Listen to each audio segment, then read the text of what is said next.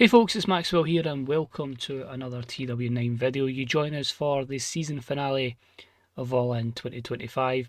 We've adapted similar to real life, albeit the Global Field Stadium.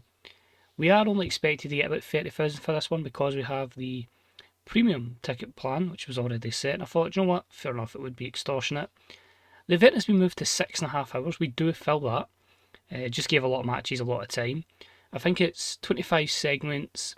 There's one promo, one or two angles, and then the rest is all just matches. There is work in the crowd segments, but they are purely for entrances, because I think you would get that at this kind of event. Went all out as well with, or we could say went all in, no pun intended or pun intended, with the star band and the special set. But really happy with how it looks. Just hoping it does the business. Whilst we are on Cablevision and Eurosport India, of course that's just the last couple of ones on the Cablevision deal. I think 4 shows to go, but we won't get any pay-per-view buys. Everyone will be watching on the AEW network. So yeah, I'm looking forward to it. It's all going to be a fresh start after this with the brand split, but I think that'll make it a lot easier to book shows. No decision of who's going where. I'm probably just going to randomise it and hopefully a couple of stables and tag teams end up in the right place. But sit back, relax. I doubt we'll get a 100. We might sneak into the 90s. Obviously, it all just depends on the main event. But yeah, let's do this. Enjoy. So here we are. 27,609 fans have made it to the Globe Life Field Stadium. That's fair enough. As I say, with premium pricing, that should get us a good bit of money in for the gate. We start off, and it just shows the standard of the show when you've got the Lucha Bros on the pre-show. But I thought we can't leave him off the card completely, so we had a decent pre-show match. Willow Nightingale and the Lucha Brothers defeat Megan Bayne and the Grizzled Young Veterans in 11:53 when Rey Fenix pinned James Drake with the Meteora. Phoenix was head and shoulders above the rest with a 87, 71 for the wrestling, 48 crowd, 78 for the segment. Solid opener, and the babyfaces get us off to a good start. Then we go straight in to the matchup for the International Championship, and it was about the had superb wrestling and good heat as Walter defeated Kinosuke Takeshita in 31:49 with the folding powerbomb.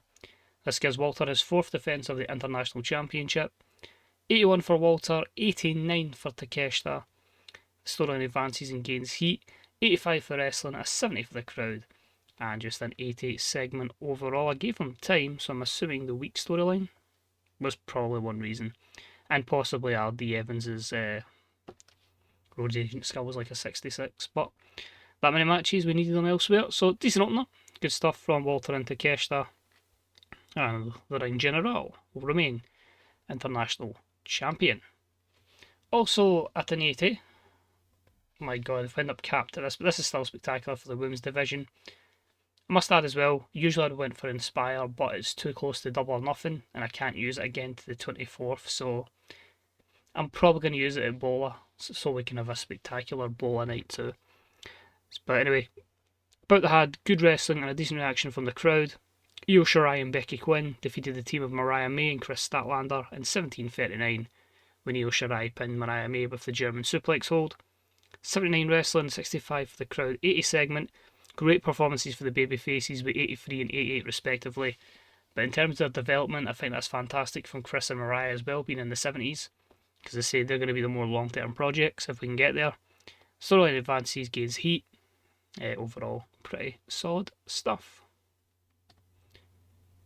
It was then time for the Casino Gauntlet match. I managed to get it working, although frustratingly it had to still be like an elimination situation, so it is pinfall and submission, but yeah, the main thing is I got the winner. So there was only one change from the field that I expected to put in. I took out Rocky Romero and put in Sammy Guevara. I felt that would be a more normal fit. But anyway, decent matchup, and your winner was Samoa Joe, who won the Gauntlet in 22 minutes and 1 second. The Casino Gauntlet 21, so I edited it too. So wrestlers involved, as I say, Alex Shelley, Anthony Bowens, Bandido, Big Bill, Eddie Kingston, Vikingo, Hook, Isaiah Cassidy, Jack Perry, Juice Robinson, Commander, Kushida, Kayla Riley, Mark Quinn, Max Caster, Powerhouse Hobbs, Roderick Strong, Sammy Guevara, Samoa Joe, Tomohiro Ishii, And the other surprise entrant was Zack Sabre Jr. But overall, good stuff. 68 for the wrestling, 78 for the segment as a whole, which is good with that many people in it. Eddie Kingston was really off his game, and Isaiah Cassidy was off his game. But yeah, TNT Championship later on tonight, Rush versus Samoa Joe. We then had a bout. They had superb wrestling and a decent reaction from the crowd as Will Ospreay got the one-up again over Hangman Adam Page in 41-45 with a hidden blade. I just let them go to complete war in a match-up here, although the few negatives is why it drops to an 81. Both were great performances in the 87, which the wrestling would have been, but hampered by the lack of selling and the psychology, which fair enough. I thought Ospreay's start was high enough, but obviously not to be the case. But delighted with still getting an 81. If we can get Ospreay, and I can't even say this, if we get them more experience to get their psychology up, they should be really good in the future. And who was on Road Agent was Mick Foley, so he was a good enough start for that. But yeah, still pretty solid stuff where it is on the card. We then moved on to about not only for the TBS Championship, but also added the New Japan Strong Women's Championship to it. And it was about they had some good wrestling and a decent action from the crowd as Toni Storm defeats Athena in 17:57 with the strong zero. This means that Toni Storm is your new TBS champion, and she makes the second defence of the New Japan Strong Women's Championship. I felt like Athena had a very good run with the belt, but it's probably time to move along. 76 to wrestling, a 60 for the crowd, and a 72 segment overall. But yeah, great stuff by Athena. But now, it's Toni time. We then had our over-the-top entrance, number 1 for Swerve Strickland, as he is about to face Keith Lee, and that was an 86. We'll just say get wrapped to the ring by flash garments, etc. So, yeah, good stuff there.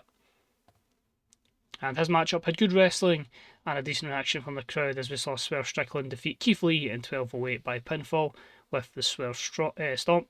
74 for the wrestling, 60 for the crowd, and a 77 segment. Storyline advances and gains heat. The plan, obviously, would have been Keith Lee to win, but I had a feeling Swerve wasn't going to be happy with it.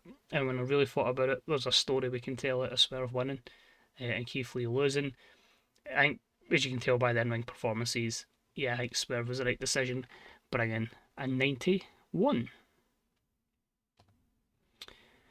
We then turned our attention to the Tag Team Championships, and it was about they had some great wrestling and a decent reaction from the crowd, as Aussie Open defeated Uha and Ricochet in 1937 when Kyle Fletcher pinned Uha with the Coriolis, giving him the third defence of the World Tag Team titles. Uha was a weak link with 66, but there's some phenomenal performances in there from Mark Davis, from Kyle Fletcher and Ricochet. The psychology took this down to a 78 segment overall, but still good stuff. The plan here wasn't to put the belts on them straight away, but we're going to tap in at Uha losing. He's getting better at his gimmick as well, which is good to see. Next up, we had the AEW Trios Championships on the line. Decent matchup. The House of Black, Brody King, Malachi Black, and Buddy Matthews defeated Mark Briscoe and FTR in 15:27 when Brody King pinned Mark Briscoe with the Gonzo Bomb, meaning that the House rose as they become the AEW Trios Champions once again. So this one would have suffered a little bit for the lack of heat in this storyline, but I just felt like it's time to get FTR back into the tag division and let's have a properly thriving Trios division led by the House of Black. So good performances in there, the biggest one from Brody King with an 81. We then had the over-the-top entrance for Kenny Omega. I mean, it's his first all-in since he came back from his illness. That got an 88, so I don't think we're going to have any issues from the Angle side of things, as he is about to do battle with Adam Cole. And they had some great wrestling and a decent reaction from the crowd as Kenny Omega defeated Adam Cole in 23:58 with the one-winged angel, and that gives him his 11th defence of the Continental Championship. Still too early to take it off of Kenny Omega, but I feel with Adam Cole, he's just not at the level of Omega, and kind of looking at that makes me think something like Omega versus Swerve could be phenomenal in the future. But it's 82, 69, 82 is pretty okay. Storyline gains heat. We'll see where we go with this one. They might not even end up in the same brand going forward, but a lot of matches into the 80s. I can't complain with that. Next up, decent matchup was the trios match between the Old Timers and the New Guard, and the trio of Cope, Chris Jericho and Christian Cage defeated MJF, Wardlow and Ricky Starks in 17:36 when Christian Cage pinned Ricky Starks with a kill switch. Jericho, the weak link here, still in extremely poor form. Ironically, not even ironically, just on the complete other side of things, Christian Cage is in amazing form. He brought a 76 compared to Jericho's 55 and Cope's 66. Good stuff by Ricky, but I feel like someone we need to work on is the skill set and the development of MJF, because he really kind of be languishing on this kind of role in the cards. He needs to be up at the top, but we need to get him getting those performances to justify that. So 71 overall.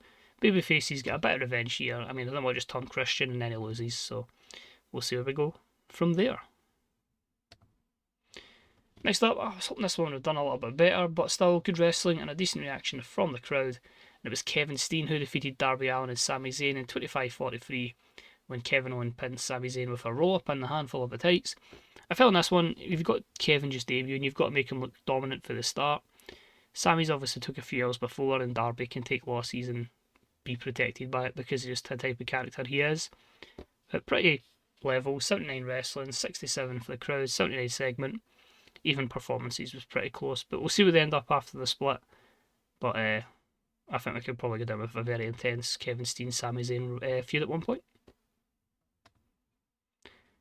Next trios match. This is the third trios match on the show, just to make sure we got everyone on it. So it was the rest of Team AEW against the Death Riders, and it is a technical masterclass that had good wrestling and a decent reaction from the crowd. And it was the team of Lee Moriarty, Johnny Gargano and Daniel Garcia who defeated the team of Pac, Yuta and Claudio Castagnoli in 23:33 when Garcia submitted Pac with a sharpshooter. That's a mistake, it should have been Yuta, because the big tie-in was going to be the first ever match I booked on the series was Garcia versus Yuta, and I felt like the big ending of the season of All In could be Garcia getting one up on Yuta. That was the plan, and I've made an arse of it. But anyway, main thing is the babyfaces get the victory here. That'll lead to maybe a bit of tension in the ranks of the Death Riders. But 77 is pretty good there. Lee Moriarty was 66. Pac and Yuta could have been a bit better. Pac was a lot better in the tag match, and he was in the 80s. So that's maybe something I need to look at. But solid stuff from Claudio, Garcia and Gargano. Moriarty's obviously still a work in progress. Weakest match of the card tonight, possibly. That's why I made it storytelling. It was a decent matchup that saw the Hurt Syndicate, Shelton Benjamin and Bobby Lashley defeat AJ Styles and Nick Wayne in 13:09 when Bobby Lashley pinned Nick Wayne with the spear. Storytelling, Nick Wayne was really off his game, which is a shame. 59 segment overall. I kind of just throw him straight up to the top here. He's got to develop, he's got to learn lessons. There's feuds here, and it's obviously a bit of a rocky start between AJ and Nick Wayne. We had a little segment backstage where the remarkable Renee Paquette was with Samoa Joe, just asked for some words about the matchup with Rush later on. She basically just says, how you feeling going in, and Joe says, yeah, it was a bit of an exhausting match later on, but I feel good, a lot of time to recover. It's going to be a war against Rush, and I'm looking forward to it. So, 74. Next up, there was about that had some great wrestling and a decent reaction from the crowd as the team of Austin Creed and Kofi defeated the Young Bucks in 14:24 when Creed pinned Nicholas Jackson with a TKO, made this one steal the show. So my reason for the defeat for the Young Bucks here is I know a lot of imported talents are beating AEW talents, but I feel like you kind of just come in and lose. I mean, I've already done that with Ricochet and Ua.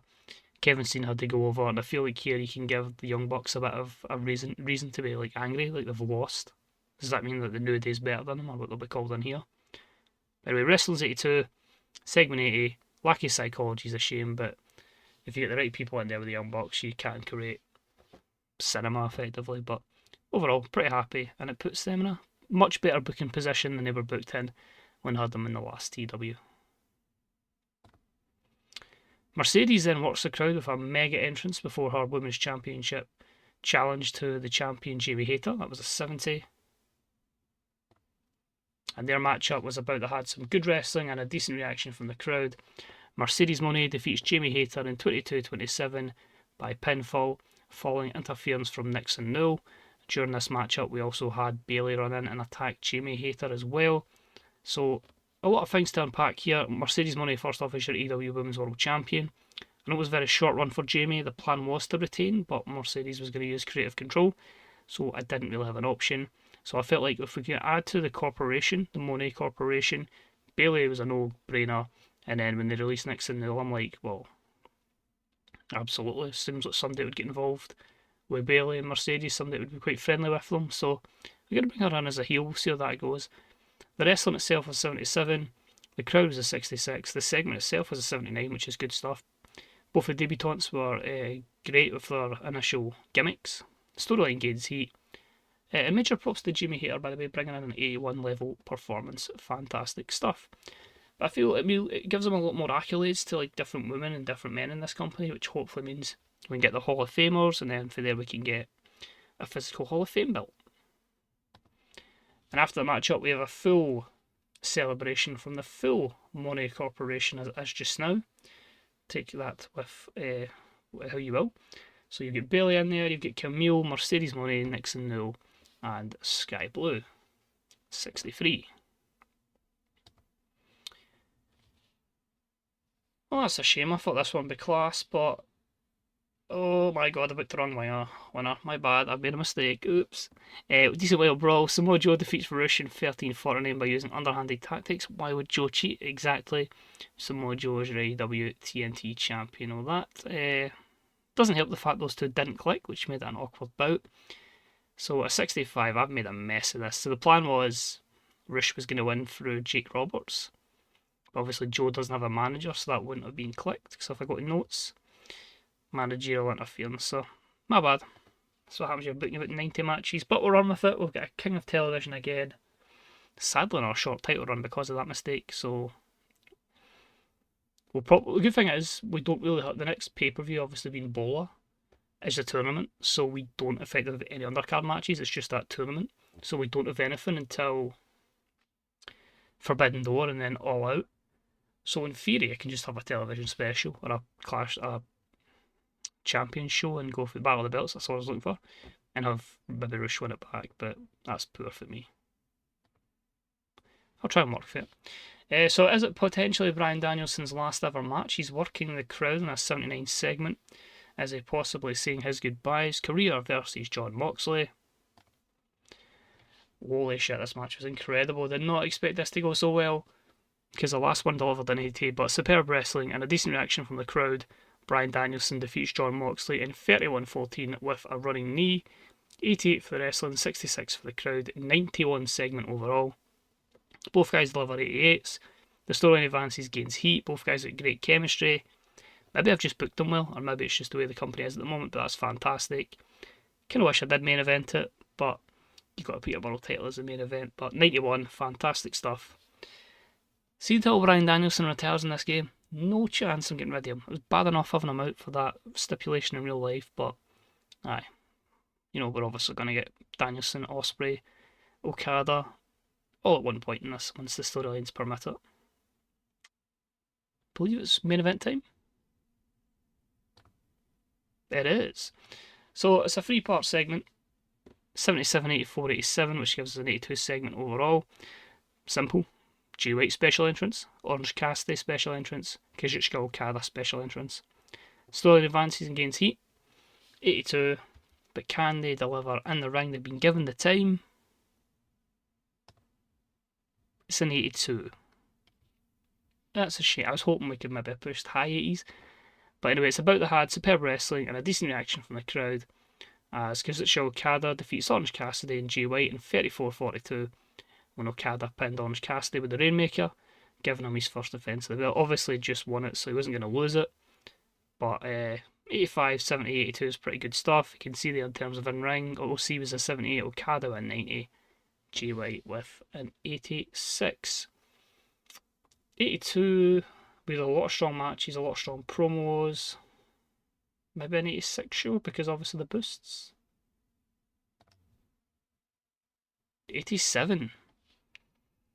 So I think I'll put it as number 2 in our top shows, but I'm delighted with that one. As I say, that probably goes to 90 if we put Danielson versus Mox at the top, but it just shows everything we've been building to on the TV shows, keeping people apart before really going for it here. It certainly paid off. But a really, really strong show. A couple of championships changing hands, maybe some accidentally, but it gives me something to work with going forward. So we'll finish the show address the locker room, and I think straight away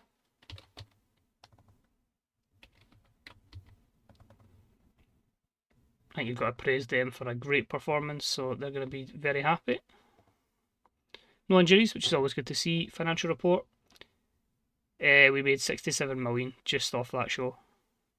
Holy shit. People wanted to watch it.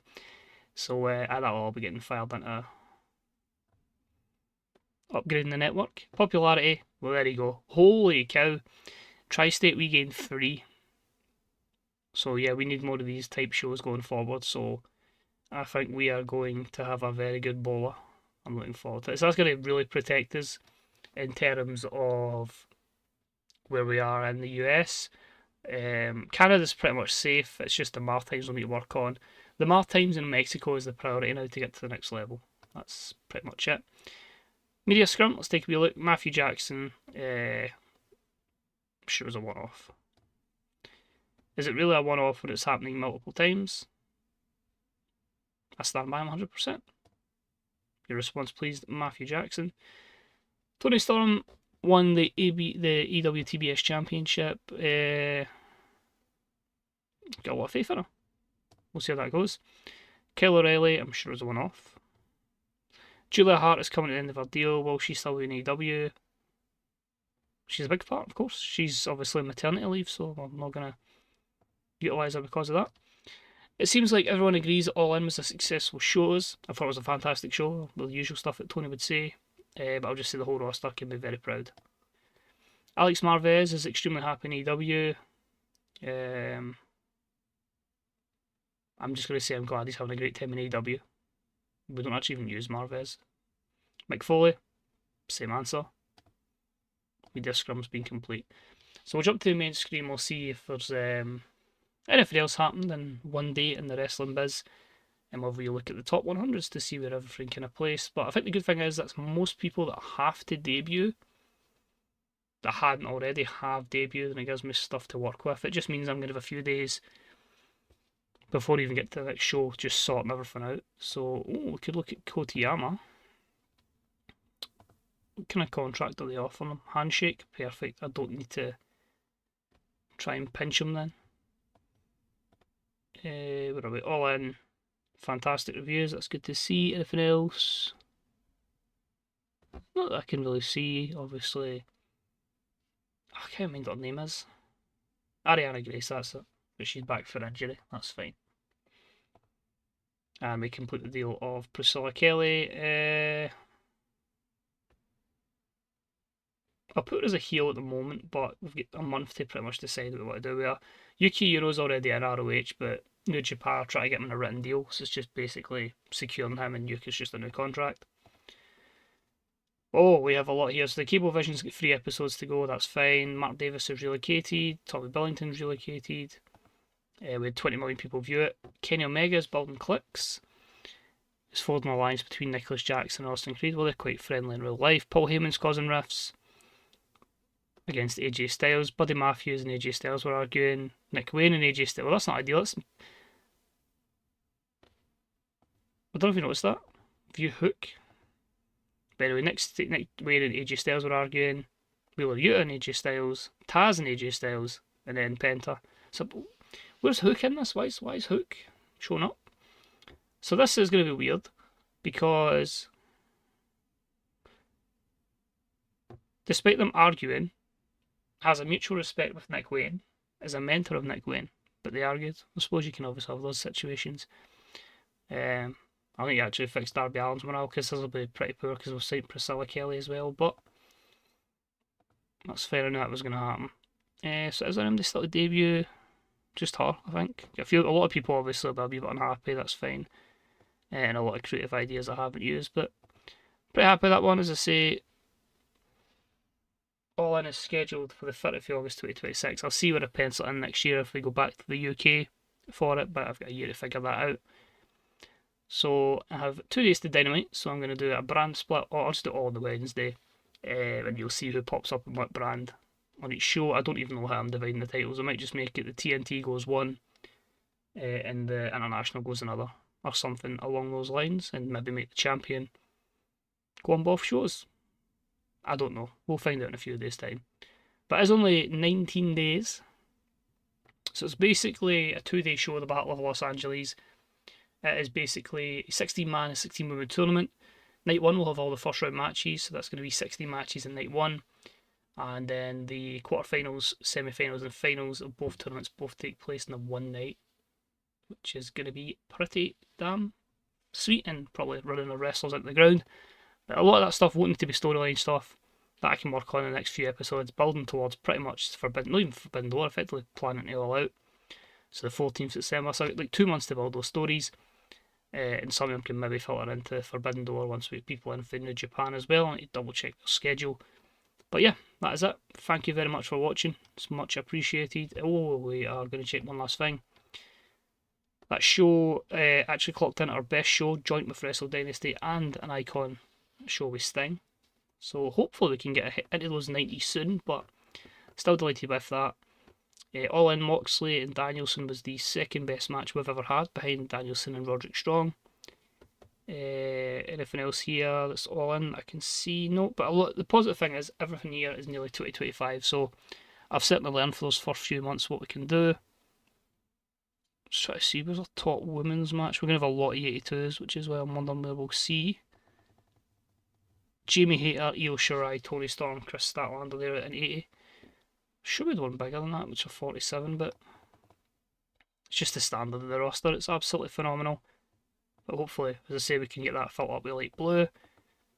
Attendances, it was the 4th highest attended show, because obviously those two were free attendances. We don't really do buy rates anymore. And viewerships, smashed the park with that one. So that's it. Thank you very much for watching. If you enjoyed it, a wee thumbs up, deeply appreciated. We'll be back in 3 days' time with the Dynamite and Rampage Collision Shockwave New Era. And yeah, as always, check out the Fantasy Booker subreddit, Greylog Software forums, twdb.com and bethebooker.net, and I will see you next time for some more TW9 action with AEW for the Sickos.